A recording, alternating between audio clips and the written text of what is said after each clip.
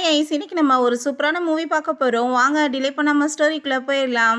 ஸ்டார்டிங்கில் நம்மளோட ஹீரோ ஃபேங்கை காமிக்கிறாங்க. அப்போ அங்கே அசிஸ்டன்ட் வந்துட்டு, பாட்டி நிறைய ப்ரொப்போசல் உங்களுக்காக கொடுத்துருக்காங்க பாஸ் அப்படின்றத சொன்னதும், நான் வந்துட்டு மேரேஜ் எல்லாம் பண்ணிக்கிற மாதிரி கிடையாது. அப்படி மேரேஜ் பண்ணிக்கிட்டாலும் என்னோட விருப்பப்படி தான் பண்ணிக்குவேன். எனக்கு இந்த பொண்ணுங்களெல்லாம் பிடிக்கலன்னு சொல்லிட்டு எங்கள் ஃபோட்டோவெல்லாம் தூக்கி எறிகிறான். அப்போ அங்கே பாட்டியை போய் மீட் பண்ணதுமே அங்கே நம்ம ஹீரோயினோட ஃபோட்டோவை காமிக்கிறாங்க. அவளோட நேம் வந்து ஜாவ். அப்போ இந்த பொண்ணு வந்துட்டு என்னோட பெஸ்ட் ஃப்ரெண்டோட பேத்தி, நீ வந்து இவ்வளோ மேரேஜ் பண்ணிக்கலாம், அவள் நல்ல பொண்ணுன்னு சொன்னதும், எனக்கு பிடிக்கல பாட்டி அப்படின்னு சொன்னதுமே உடனே இவங்க, ஐயோ என் நெஞ்செல்லாம் வலிக்குது, எனக்கே வயசாகி போயிடுச்சு, ஏன்டா என் பேச்சை கேட்க மாட்டேன், உன்னோட பேரண்ட்ஸ் வந்து இறந்து போயிட்டாங்க, நான் வந்துட்டு உன்னை எவ்வளோ கஷ்டப்பட்டு வளர்த்துட்ருக்கேன், அவங்க உன்னை வந்துட்டு என்ன தானே பார்த்துக்க சொன்னாங்க, நீ வந்துட்டு என் ஆசையை நிறைவேற்ற மாட்டேன்னு சொல்லிட்டு அங்கே ட்ராமா போட ஆரம்பிச்சிடுறாங்க. அதுக்கப்புறம் நம்ம ஹீரோ, சரி ஓகே நீங்கள் கவலைப்படாதீங்க, நான் மேரேஜ் பண்ணிக்கிறேன்னு சொன்னதுமே ரொம்ப ஹாப்பி ஆகிட்டு, ரொம்பவே நல்ல பொண்ணு, இவளுக்காக நீ வந்துட்டு எல்லா ஷாப்பிங்குமே பண்ணணும் அப்படின்றத சொல்லிட்டு ஒரு டைமண்ட் ரிங்கை வேற வாங்க சொல்கிறாங்க. அதை கேட்டுட்டு ஆசிஸ்டர், நீ என்ன சொல்லிட்டு இருக்கீங்க, அது ரொம்பவே காஸ்ட்லியானதேன்னு சொன்னதும் நம்ம ஹீரோ, அவள் என்னோட ஒய்ஃபாக வரப்போறானா, எல்லாமே காஸ்ட்லியாக தானே இருக்கணும் அப்படின்றத சொல்லிட்டு இருக்கான்.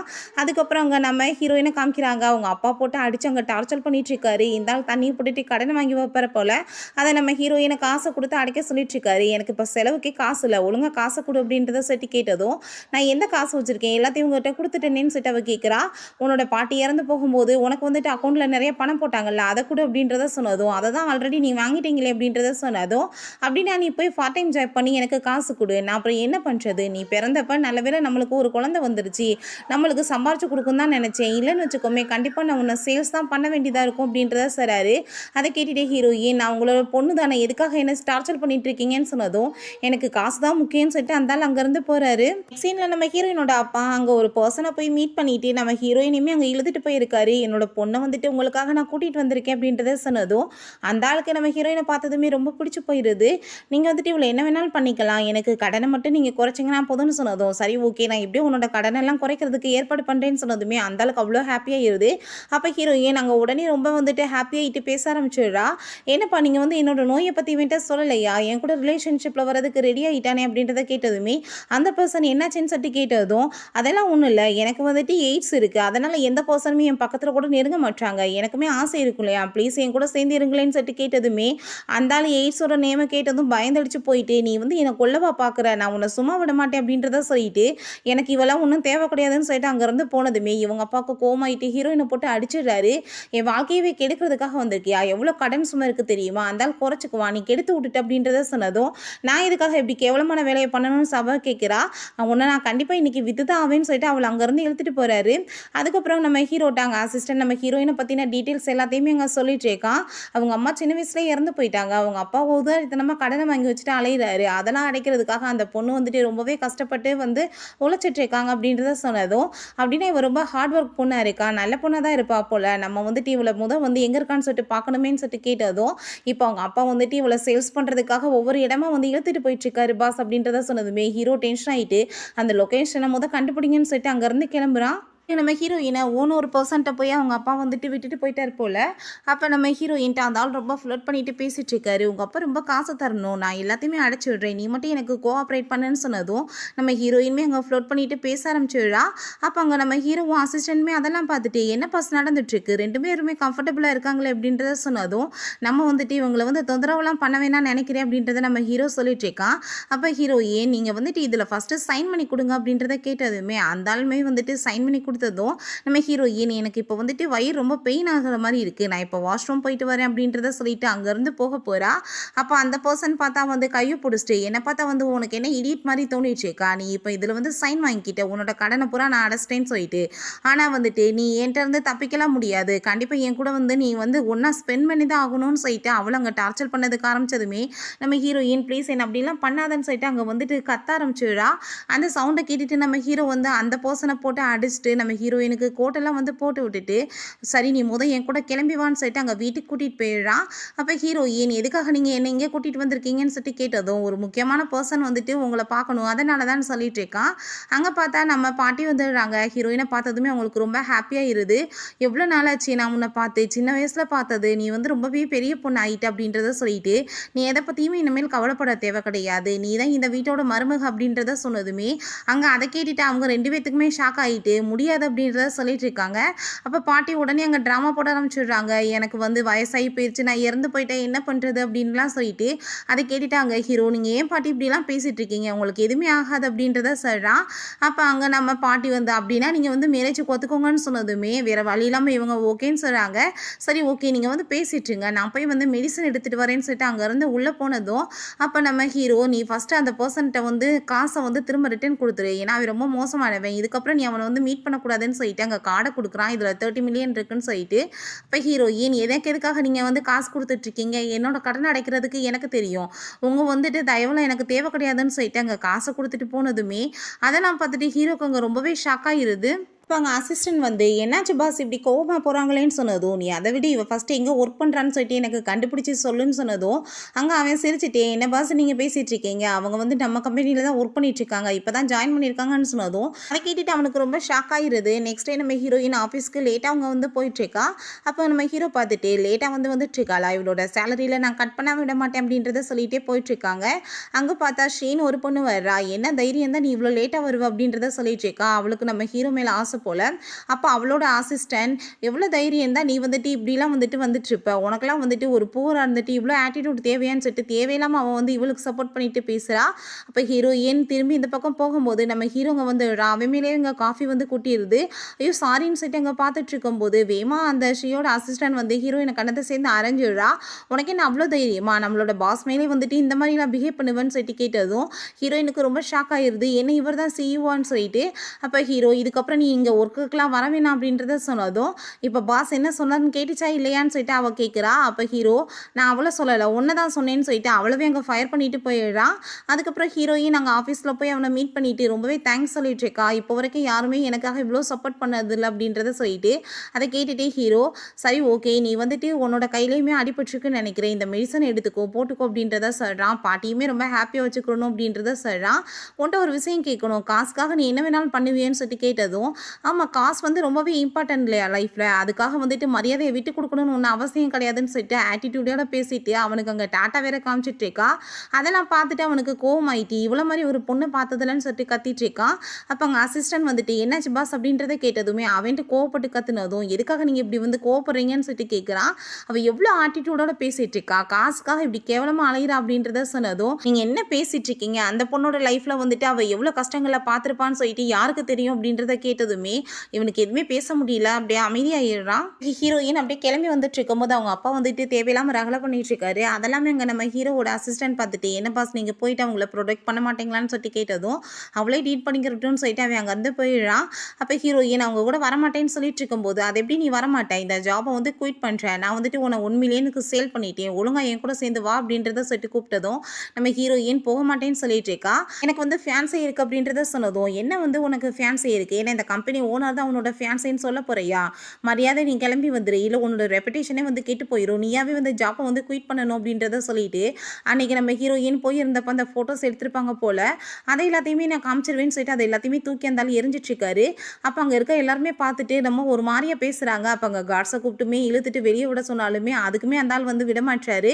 நம்ம ஹீரோயின் அங்கே பம்பை பண்ணிட்டு இப்போ என் கூட வரலன்னு வச்சுக்கோமே நான் உன்னை சும்மா மட்டும் விட மாட்டேன் அப்படின்றத சொல்லிட்டு அங்கே வந்து கையை பிடிச்சி இழுத்துட்ருக்காரு.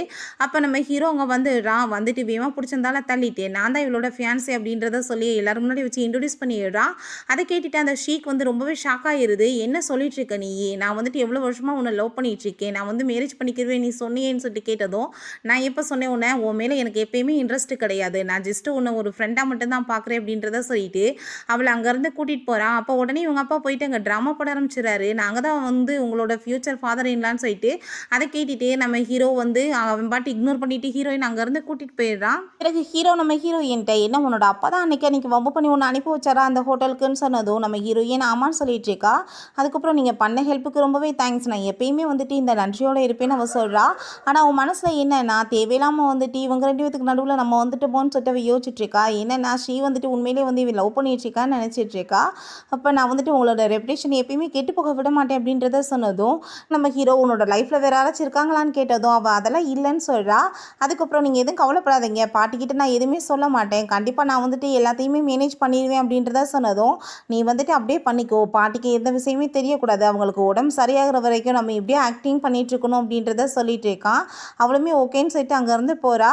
அதுக்கப்புறம் அங்கே நம்ம ஹீரோயின் திரும்ப அங்கே வெளியே போகும்போது அவங்க அப்பா அங்கேவே வெயிட் பண்ணிட்டு, நீ என்ன இவ்வளோ பெரிய பணக்காரனோட ஃபேன்ஸியாக இருந்துட்டு என்கிட்ட சொல்லவே இல்லையேன்னு சொல்லிட்டு அங்கே காசு கேட்டு திரும்ப தொந்தரவு பண்ணதும், நான் இந்த காசுக்கு போவேன், என்கிட்ட இந்த காசு இல்லைன்னு சொல்லிட்டு அவள் கோவப்பட்டுட்டு இருக்கா. ஆனால் அந்த ஆள் விடுற மாதிரி இல்லை, எனக்கு காசு வேணும், இப்போ கொடுக்குறே இல்லையான்னு சொல்லிட்டு அவள் அங்கே வம்பு பண்ணதுமே இவங்க ரொம்ப சண்டை போட ஆரம்பிச்சிடுறா. ஆனாலும் இந்த ஆள் விடுற மாதிரி இல்லை. அப்போ அங்கே ஜியாங்னு ஒரு பையன் வர்றான், கூட சேர்ந்து ஒர்க் பண்ணுறவன் போல். இப்போ மரியாதை இங்கேருந்து போகிறீங்களா என்னன்னு சொல்லிட்டு நம்ம ஹீரோயினோட அப்பாவை பார்த்து மிரட்டினதுமே, நீங்கள் யாருன்னு சொல்லிட்டு அவனை பற்றின டீட்டெயில்ஸ் அவர் வந்து கேட்குறாரு. ஆனால் உங்கள்கிட்ட டீட்டெயில்ஸ் சொல்லணுமா இல்லை போலீஸை கூப்பிடணுமான்னு சொல்லிட்டு அவன் கேட்டதும் அந்த ஆள் பேசாமல் அங்கேருந்து போயிடுறாரு. நம்ம ஹீரோயின் ரொம்பவே தேங்க்ஸ் சொல்கிறா. நீங்கள் யாருன்னு கேட்டதும், நானுமே இந்த ஆஃபீஸில் தான் ஒர்க் பண்ணிகிட்ருக்கேன், கண்டிப்பாக உங்களுக்கு நான் எல்லா விதத்துலேயும் ஹெல்ப் பண்ணுவேன் அப்படின்றத சொன்னதும் அவளுக்கு அங்கே ரொம்ப ஹாப்பியாக இருது.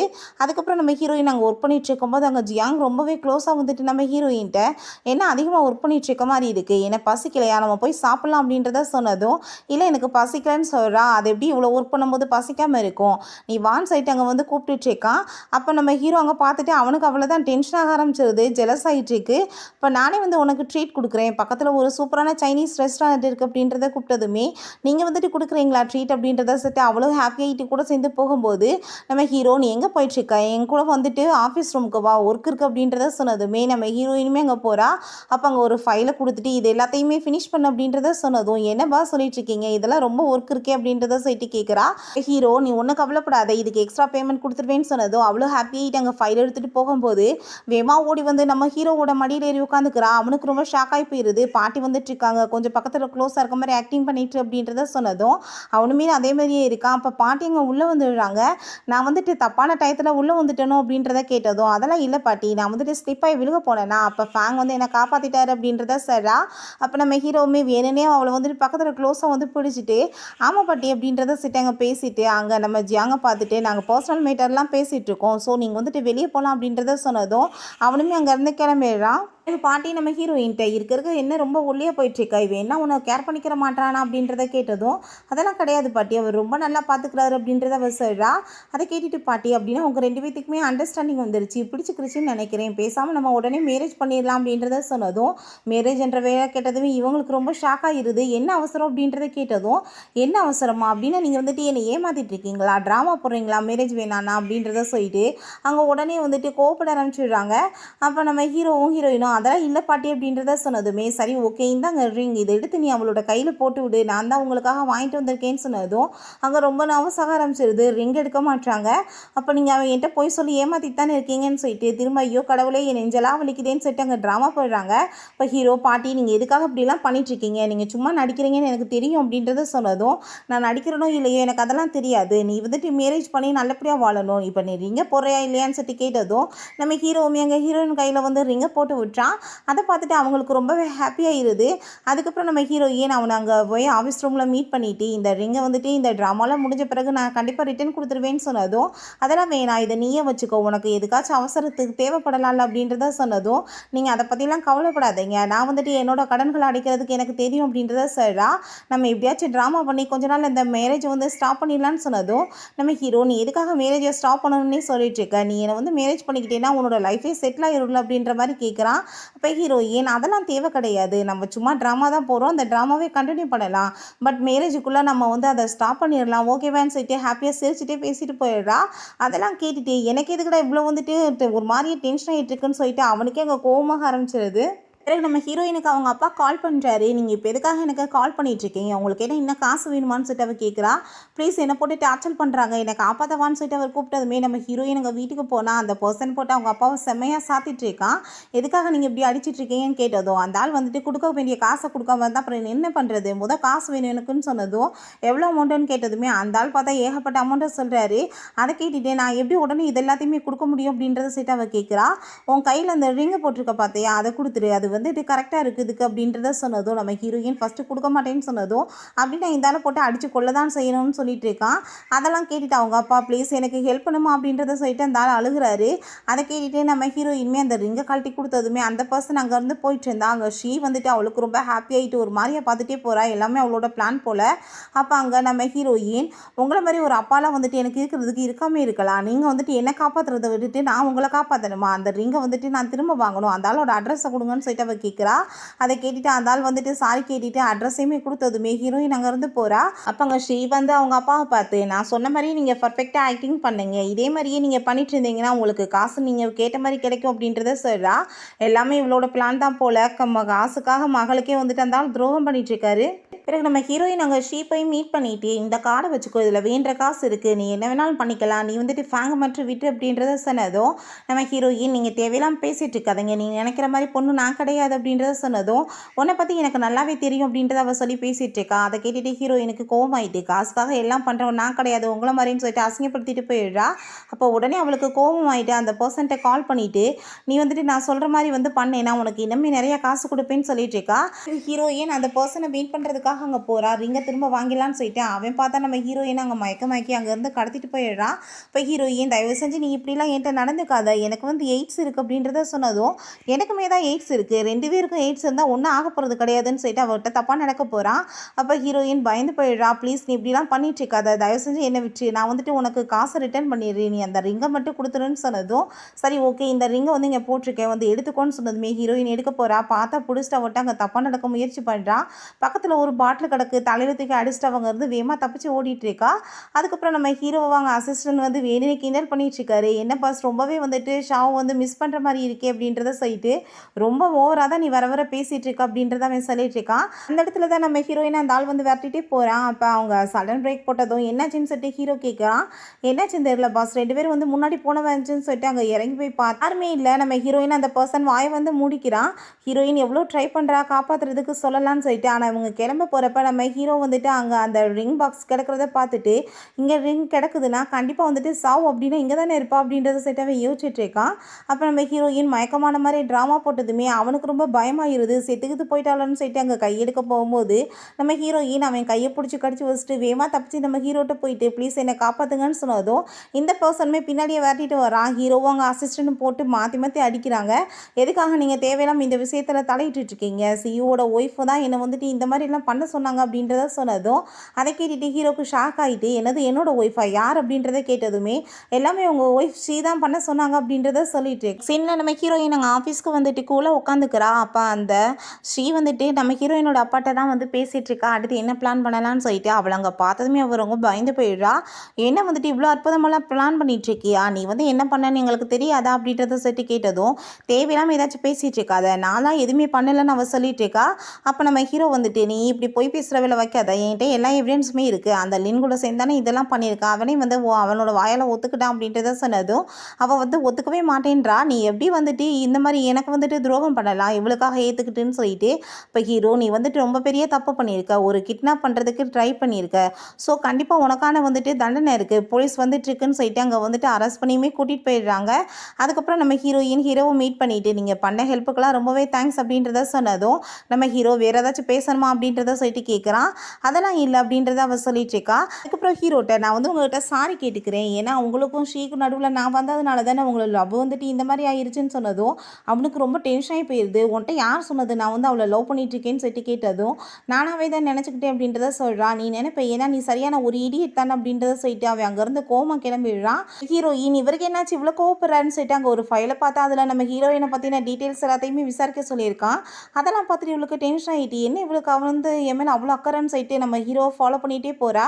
அப்போ பார்த்தா அந்த ஜியாங்க வந்துட்டு நான் உன்ட்ட முக்கியமான விஷயம் பேசணும் அப்படின்றத சொல்லிட்டு கூப்பிட்டதோ அவங்க 2 பேர்த்தையும் பார்த்துட்டு ஹீரோக்கு ரொம்ப ஜெலஸ் ஆகிடுது. அதுக்கப்புறம் நம்ம ஹீரோயின் அவன் வெளியே கூட்டிகிட்டு போயிட்டு அங்கே கூலாக வந்துட்டு பேசி அங்கே சிரித்து சாப்பிட்டுட்டு இருக்காங்க. இப்போ நம்ம ஹீரோ அங்கே பார்த்துட்டு இப்படி வந்துட்டு மேலும் ஃபீமேலும் வந்துட்டு ஒன்றா வந்து பேசலாமான்னு சொன்னதும் என்னப்பா சொல்லிட்டு இருக்கீங்க, நீங்கள் தானே எல்லாருமே ஃப்ரெண்ட்ஸாக இருக்கணும்னு சொன்னீங்க அப்படின்றத அவன் சொல்கிறான். அதுக்கப்புறம் நம்ம ஜியாங் வந்துட்டு உன்னை ரொம்பவே நான் லைக் பண்ணிட்டு இருக்கேன், உன்னை மேரேஜை பண்ணணும்னு ஆசைப்படுறேன்னு சொல்லிட்டு ப்ரப்போஸ் பண்ணிடுறான். அதை கேட்டுட்டு ஹீரோயின் என்ன சொல்லிட்டு இருக்க, நான் ஜஸ்ட் ஒன்று ஒரு ஃப்ரெண்டாக தான் பார்த்துட்ருக்கேன்னு சொன்னதும், நான் எனக்கு வந்துட்டு நல்லாவே தெரியும் நீ வந்துட்டு நம்ம பாஸை தான் வந்து லைக் பண்ணிட்டுருக்கேன்னு சொல்லிட்டு, ஆனால் வந்துட்டு என்னோடய ஃபீலிங்ஸை வந்துட்டு நான் வந்து உன்கிட்ட சொல்லிட்டேன், என்னோட எஃபெக்ட் என்னமோ நான் எடுக்கணும் இல்லை, அதுக்காக தான் சொன்னேன். பட் ஏற்றுக்கிறது ஏற்றுக்காதது உன்னோட விருப்பம் தான். நீ வந்துட்டு என்ன ஒரு ஃப்ரெண்டாக ஏற்றுக்கலாம், இல்லை ஒரு பிரதராக கூட நினச்சிக்கலாம், அது உன்னோட விருப்பம்னு சொல்லிட்டு அவன் அங்கேருந்து போயிடுறான். அசிஸ்டண்ட்டை போய் அங்கே நம்ம ஹீரோயின் மீட் பண்ணிவிட்டு அந்த ரிங்கை பற்றி பேசிட்டு இருக்கா. என்னாச்சு ரிங்கை வந்து தொலைச்சிட்டிங்களான்னு கேட்டதும் இல்லைன்னு சொல்கிறா. அதுக்கப்புறம் ஆமாப்பா நான் என்ன பண்ணுறது தெரியாமல் மிஸ் ஆயிடுச்சு அப்படின்றத சொன்னதுமே, அதை கேட்டுட்டு ஐயோ அது எவ்வளோ காஸ்ட்லி தெரியுமான்னு சொன்னதும் இவளுக்கு பயமாயிருது. பாட்டிக்கு தெரிஞ்சா என்ன பண்ணுவாங்களோன்னு சொன்னதும், நீங்கள் பேசாமல் போயிட்டு நம்ம பாஸை மீட் பண்ணி எல்லா உண்மைகளையும் சொல்லிடுங்க, அவர் சமாளிச்சுக்கிடுவார். போகும்போது வெறுங்கையோடு போகாதீங்க, இந்த ட்ரிங்க்ஸ் எடுத்துகிட்டு போங்க, அப்படின்னா தான் அவரை வந்துட்டு சமாதானப்படுத்த முடியும்னு சொல்லிட்டு அங்கே ட்ரிங்க்ஸுமே கொடுத்து நம்ம ஹீரோயின் அங்கேருந்து அனுப்பி வைக்கிறான். பிறகு நம்ம ஹீரோயின் அசிஸ்டன்ட் அங்கே வந்து ட்ரிங்க்ஸை கூட்டிட்டு உள்ளே போங்க அப்படின்றத சொன்னதும், இவன்ட்ட போய் இப்போ அவங்க வந்து உள்ளே போய் பேசுகிறதுக்கு பாட்டிகிட்ட போய் ரிங்கு தொலைஞ்சிருச்சுன்னு சொல்லிடலாமேன்னு சொல்லிட்டு அவள் யோசிக்கிறா. அதை கேட்டுட்டு போங்கன்னு சொல்லிட்டு அவன் அம்மா பண்ணி உள்ள ரூமுக்குள்ளே பிடிச்சி தள்ளிடுறான். நம்ம ஹீரோ பார்த்தா குளிச்சுட்டு வெளியே வந்ததும், என்ன பண்ணிட்டு இருக்கீங்கன்னு சொல்லிட்டு கேட்டதும், நான் ஒன்றும் உங்களை இப்படி பார்க்கறதுக்குலாம் வரல, நான் முக்கியமான விஷயமா தான் பேச வந்தேன் அப்படின்றத சொல்கிறா.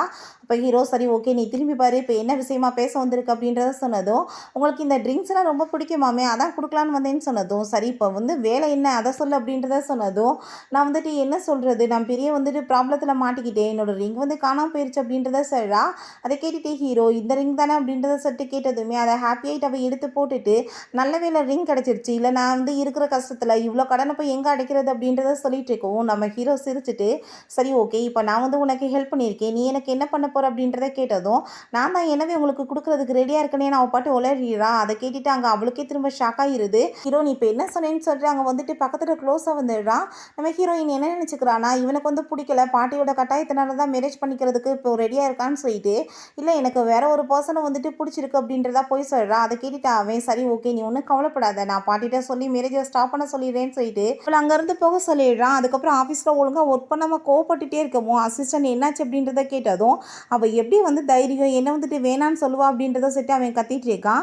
அதை கேட்டுட்டு நீங்கள் தேவையில்லாமல் பேசிகிட்டு இருக்காதீங்க பாஸ், நீங்கள் கீழே போய் பாருங்கள், உங்களுக்காக தான் அவங்க வெயிட் பண்ணிட்டு இருக்காங்கன்னு சொன்னதும் இவன் ரொம்ப ஹாப்பியாகிட்டு போயிட்டு இருக்கான். அங்கே பார்த்தா ஜியான் கூட அவன் ரொம்ப ஃபீல் பண்ணிட்டு பேசிகிட்டு இருக்கான். அந்த ஒன் சைட் லவ்வில் ரொம்ப கஷ்டமாக இருக்குப்பா, எப்படி வந்துட்டு நம்ம புரிஞ்சுக்கிறது, அவங்களுமே நம்மளை லவ் பண்ணுறதுன்னு சொல்லிட்டு அங்கே வந்து பேசிகிட்டு இருக்கும்போது நம்ம ஹீரோ வந்துட்டு அவன்கிட்ட உனக்கு என்ன பேச்சு, என்ன பேசுகிறதுனால ஏன்ட்ட பேசு அப்படின்றத சொல்லிட்டு அங்கே கோப்படுறான்.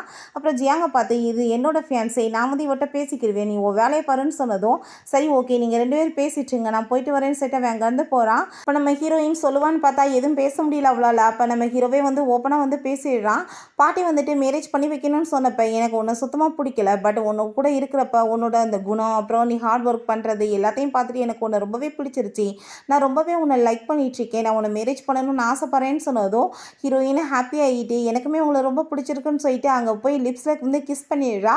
அதை பார்த்ததுமே ஹீரோக்கு புரிஞ்சுக்குது, அப்படின்னா இவளுமே நம்மளை ரொம்பவே லவ் பண்ணிட்டு இருக்கான்னு சொல்லிட்டு ரொம்பவே ஹாப்பியாகிட்டு அவளை அப்படியே இங்கே தூக்கி சுத்த ஆரம்பிச்சிடுறான். ஓகே ஃப்ரெண்ட்ஸ், இதோட இந்த சூப்பரான மூவியுமே கம்ப்ளீட் ஆயிடுச்சு. இந்த வீடியோ உங்களுக்கு பிடிச்ச கண்டிப்பாக லைக் பண்ணுங்கள், ஷேர் பண்ணுங்கள், கமெண்ட் பண்ணுங்கள் அண்ட் ப்ளீஸ் சப்ஸ்கிரைப் பண்ணுங்கள்.